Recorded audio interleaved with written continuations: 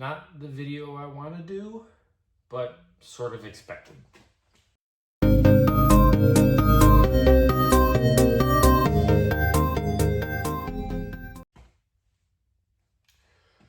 So, this weekend was Spring Nationals.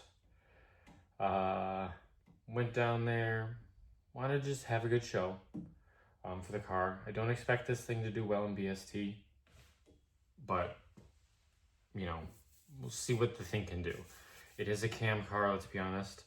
So, yeah. But Thursday, loaded up the car. There's a puddle under the right rear wheel. What the heck? I noticed it a few days earlier. Car was parked outside while I was detailing a car in the garage. Just some little dribbles. Didn't think anything of it at the time. Thought it was my girlfriend's van normally parks there, so I just thought it was maybe from that. But yeah, pulled it on the trailer. Nice sized puddle on the garage floor here. Car was parked just like this, so it was over there. So yeah, pulled it on the trailer, cinched it down. That's when I noticed the puddle. So the car was already on the trailer. So get under the car. I see that the shock is leaking. The right rear shock is leaking from where, well, I can't tell where, but I can see the spring bucket kind of holding all the oil and it dripping from there. All right, well, at this point, I'm already loaded up and I'm going. Get out there, decent drive, truck did great. Get out there and get the car up in the air, check both left and right, because I want to see if maybe something got knocked loose or was missing. No, it's just the fitting that the nitrogen canister goes into the shock body. It's been leaking from there. Now, when I first put these on, I do distinctly remember hearing, let the car down, went out for a 20-minute drive, and all of a sudden I heard this psss noise, like air leaking. And I've had tires go flat before. I know that sound. But I'm like looking all over, can't see anything. And I'm now thinking that at that point, the nitrogen tank leaked out of that spot and the oil just slowly crept out. Now, normally I'm kind of working on my car all the time, but with the truck and trailer, I just kind of load it up, take it off. I really haven't looked the thing over. That's my fault. So yeah, went out to Spring Nationals with a leaky right rear shock. The Pro, you know, I didn't expect this thing to do well. It launches difficult and its 60 foots aren't great compared to the Evo. But I felt like I held my own with us just riding on the right rear spring. You could definitely feel it, like it stopped leaking, which generally means the shock's out of oil. And you could kind of feel in right turns, you know, the car would kind of bounce, you know, and if you got on the gas, it would just kick out.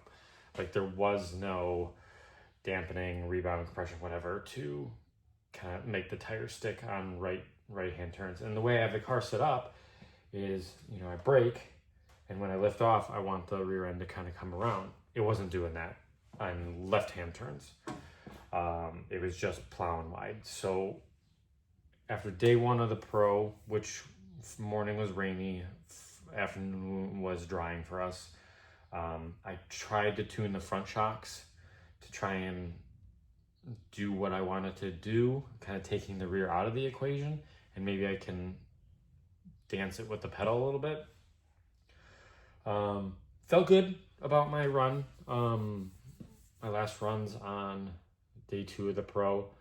It is what it is. I'm not a big Pro person. I do enjoy the Pros, but I'm not going to every Pro, which I do need to work on. I need to work on my launches, and I need to work on get the power down for 60 foot. So it's fun to have something to work on, but anyway. So going into the tour, day 1 was dry, luckily. Was it? Yeah, it was dry. This whole weekend has been a blur. Day 1 was dry, but I just could not put the power down on left-hand turns. I'd hit the gas in a straight line, and you could kind of feel the car squat to the right, and you know, I ended up having to like kind of steer to get the car to go straight.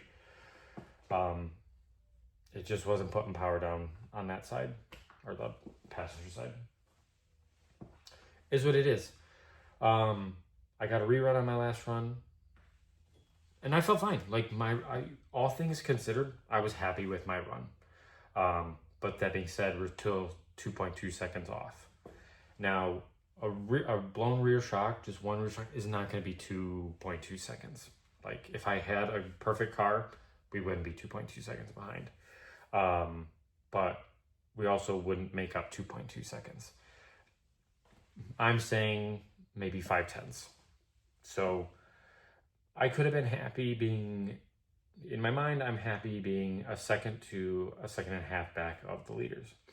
But on a 60-second course, that's a lot of time. It really just is.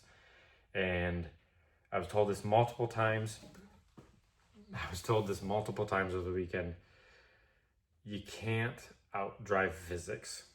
And being this class is what it is, and the cars that are in this class, BST, I'm just not going to catch them. It's just that simple.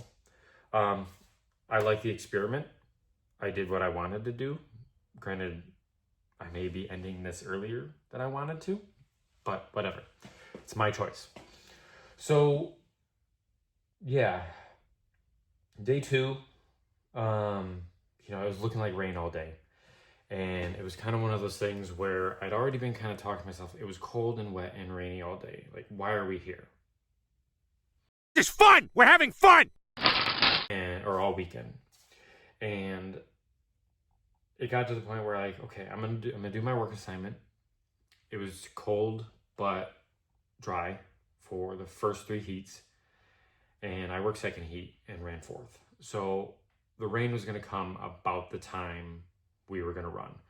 And for me, I've already kind of disproved what I wanted to with the car. And this car in the rain in a class with all-wheel drive cars, to me, there's no point. Yes, I can race the other rear-wheel drive cars, but at this point in the weekend, I was ready to go.